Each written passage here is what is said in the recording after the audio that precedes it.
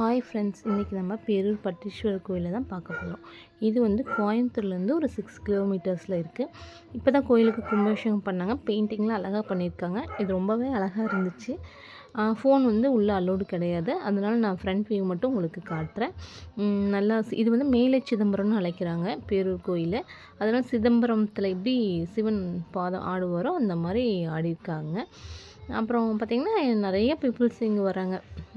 நிறைய பேர் ஃபாரினிஸ்ட்டு, அப்புறம் உள்ளூர் எவ்வளோ பேர் வராங்க. நெக்ஸ்ட்டு அழகாக இருந்துச்சு. பெயிண்டிங் ரொம்ப அழகாக இருந்தனால அந்த வியூ வந்து உங்களுக்கு எடுத்து போட்டு காட்டினேன். இங்கே வந்து தாயார் வந்து பச்சை நாயகி, சிவனை வந்து என்னன்னு சொல்கிறாங்க, பட்டீஸ்வரன் சொல்கிறாங்க. இந்த மாதிரி பச்சை நாயகி அம்மனோட என்ட்ரி வந்து இப்படி போகலாம். இங்கே யானைலாம் இருக்குது. யானை நாங்கள் போகும்போது இல்லை, அதனால் பார்க்க முடியல. அப்புறம் தெப்பக்குளம் ஆப்போசிட்லேயே இருக்குது. நம்ம இப்படி சுற்றி வந்தோம்னா தெப்பக்குளத்தை வந்து பார்த்துக்கலாம். இங்கே வந்து ஸ்பெஷலே என்னென்னா பிறவா புளின்னு சொல்கிறாங்க.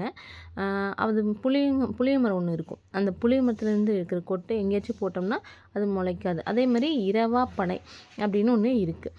அது வந்து எப்படின்னா ரொம்ப நாளாக இருக்காமா. உங்களுக்கு டைம் கிடைச்சா இந்த மேலே சிதம்பரத்தை போய் பார்த்துட்டு வாங்க. நாங்கள் வரும்போது அப்படியே பார்த்தோம், அழகாக இருந்துச்சு இந்த தென்னம் இதுன்னு சொல்லி ஃபோட்டோ ஒன்று எடுத்துகிட்டு வந்தோம்.